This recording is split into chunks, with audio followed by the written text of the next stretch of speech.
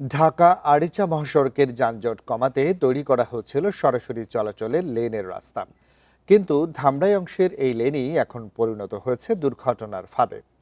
দুপাশে কংক্রিটের দেয়াল আর মাঝখানে কোনো বিভাজক না থাকায় প্রতিনিয়ত ঘটছে মুখোমুখি সংঘর্ষ। দ্রুত সমাধানের দাবি স্থানীয়দের। ঢাকা আরিচা মহাসড়কের যানজট এড়াতে এবং যানবাহনের গতি বাড়াতে ধামরাই অংশের ঢুলিভাটা, শ্রীরামপুর, জয়পুরা, কালামপুর সহ কয়েকটি বাস স্ট্যান্ডে তৈরি করা হয় সরাসরি চলাচলের বিশেষ লেন।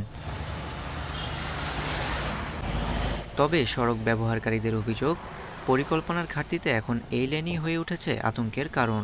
সরু এই লেনে একই সঙ্গে চলছে দুই দিকের যানবাহন। মধ্যবর্তী বিভাজক না থাকায় ওভারটেক করতে গেলেই তৈরি হচ্ছে ভয়াবহ ঝুঁকি। দুপাশে কংক্রিটের দেয়ালের কারণে বিপরীত দিকের গাড়ি সরে যাওয়ার সুযোগ না থাকায় ঘটছে সংঘর্ষ, বাড়ছে হতাহত। আগে যখন খোলা ছিল তখন আমরা একটু বামে চাপতে পারতাম অথবা ডান দিকে যাওয়া লাগলো যেতে পারতাম। এখন ডিভাইডার থাকার কারণে গাড়ি যখন আমাদেরকে চাপ দেয় তখন আমাদের যাওয়ার কোনো জায়গা থাকে না। ওভারটেকিং করার সময় দুটি গাড়ির মুখোমুখি সংঘর্ষ হয়, এতে হচ্ছে আহতের সংখ্যা বৃদ্ধি পাচ্ছে এবং নিহতের সংখ্যা বৃদ্ধি পাচ্ছে।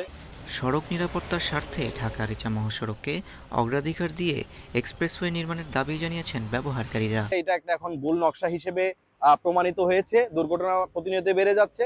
তো আমাদের যে আহ্বানটা থাকবে যে এটাকে এক্সপ্রেসওয়ে করা যায় কিনা অথবা সরাসরি 4 লাইন করা যায়, 1/1 করা যায় কিনা, এই ধরনের পরিকল্পনা এখন সময়ের দাবি। এদিকে সাভারের নবীনগর থেকে মানিকগঞ্জের পাটুরিয়া পর্যন্ত ঢাকা আরিচা মহাসড়ককে 4 লেনে উন্নীত করার পরিকল্পনা চলছে বলে জানিয়েছে মানিকগঞ্জ সড়ক বিভাগ। প্রকল্প বাস্তবায়নে সংশ্লিষ্ট দপ্তরে দেওয়া হয়েছে ডিও লেটার। নবীনগর থেকে শুরু করে পাটুরিয়া পর্যন্ত সড়কটা প্রপার স্টাডি করার মাধ্যমে এখানে 4 লেনে উন্নতিকরণের পরবর্তী কার্যক্রম আমাদের প্রধান প্রকৌশলী স্যারের দপ্তরের নির্দেশনায় আমরা শুরু করতে পারবো অতি সত্বর। শুধু সাময়িক যানজট নয়, ধামরাইবাসীদের দাবি 4 লেন কিংবা এক্সপ্রেসওয়ে নির্মাণের। সড়ক নিরাপদে দ্রুত বাস্তবায়নের প্রত্যাশা স্থানীয়দের। Independent news.